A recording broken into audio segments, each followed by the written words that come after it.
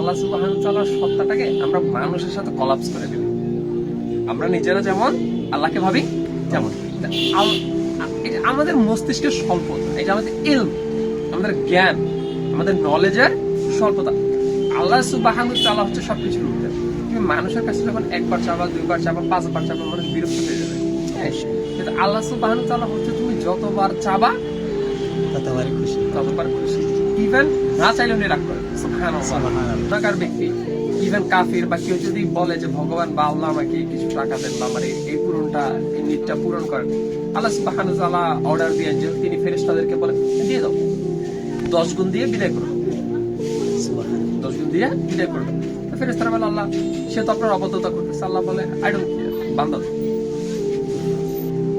একটা mid time আল্লাহর একটা মুমিন খাস বান্দা যে মোটামুটি হারাম থেকে দূরে থাকে, হ্যাঁ হারাম থেকে দূরে থাকে, চেষ্টা করে হালাল খাইতে, চেষ্টা করে আল্লাহ সুবহানাহু ওয়া তাআলার কথা শুনতে, নামাজ পড়তে, দাঁড়িয়ে রাখতে।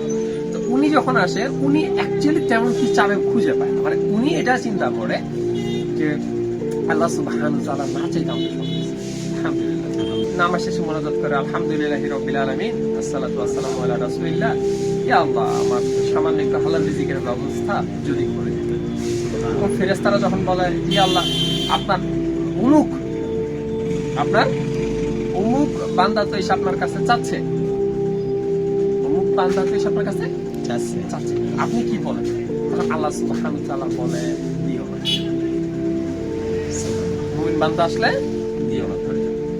আল্লাহ আপনার খাস বান্দা, আল্লাহ বলে যে আমি অবশ্যই তোমার চেয়ে বেশি জানি, অবশ্যই ওকে চাইতে দাও, ওকে চাইতে দাও হে ফেরেশতারা।